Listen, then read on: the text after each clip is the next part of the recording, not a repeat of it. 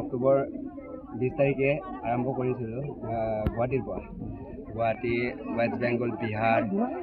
UP তাৰপিছত দিল্লীত and কৰিছিলোঁ 3 মাহ 25 দিন লাগিলে পেডেল যাত্ৰা কৰাটো উদ্দেশ্য এইটোৱেই যে আমাৰ ষ্টেটখনত বহুতে এতিয়া অসমত বহুতে গাঁৱৰ ভিতৰে মানে বহুতে প্ৰব্লেম ভাল এটা কলেজ নাই ভাল এটা স্কুল নাই আৰু ভাল এটা মেডিকেল নাই এই কমবোৰ মানে আমি পেডেল যাত্ৰা কৰাৰ কাৰণ এইটো PM ছাৰক লগ কৰি কিনি এই বিষয়বোৰ আমি প্ৰচাৰ কৰিবলৈ পেডেল যাত্ৰা কৰা আছিল আপোনালোকৰ আৰু দুইজন আছে মোৰ লগত এজন চিলাপুৰৰ ল'ৰা হয় মানে সম্পূৰ্ণ 3 মাহ 25 দিনৰ ভিতৰত আপোনালোকে অযোধ্যা লৈ পালে হয় 3 মাহ 25 দিনত ৰিটাৰ্ণ আহি পালে আঞ্চলিক সমিতিৰ তৰফৰ পৰা অশেষ ধন্যবাদ জ্ঞাপন কৰিছোঁ বিশেষভাৱে আপোনালোকে খবৰ পায় এই মুহূৰ্তত এই উবকিয়নত ইয়াত আহি আমাৰ সমগ্ৰ বিশ্ব ব্ৰহ্মাণ্ডক দেখুৱাবৰ কাৰণে বা এই ভাল সুবাৰ্তাটি দিবৰ কাৰণে আপোনালোকে অহাৰ বাবে TMPK MMK TMMK জাতীয় সংগঠনৰ তৰফৰ পৰা সংবাদ মাধ্যমক আমি পোনপ্ৰথমে ধন্যবাদ জ্ঞাপন কৰিছোঁ একচুৱেলি এইটো খুবেই আদৰণীয় এই পদক্ষেপক আমি চেলুট কৰিছোঁ জাতীয় সংগঠনৰ তৰফৰ পৰা যিহেতু বৰ্তমান এই পৃথিৱীখন বিভিন্ন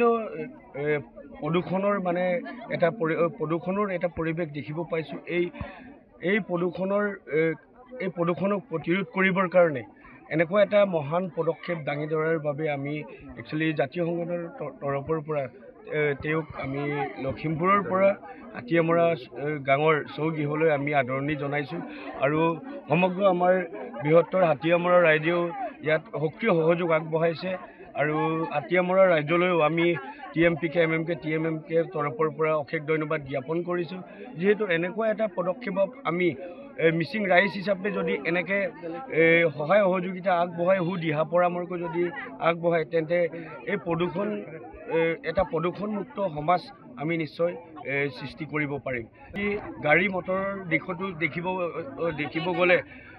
বিভিন্ন মানে ধোঁৱাৰ পৰা আদি কৰি বিভিন্ন বেমাৰ বা এনেকুৱা প্ৰদূষণ হোৱা দেখিব পাওঁ এইবোৰ মানে প্ৰতিৰোধৰ কাৰণে এনেকুৱা এটা পদক্ষেপক সকলোৱে আদৰি ল'ব লাগে আৰু সকলোৱে এনেকুৱা এটা প্ৰচেষ্টা হাতত লৈ পিনি আগবাঢ়িব লাগে বুলি আমি আহ্বান জনাইছোঁ ধন্যবাদ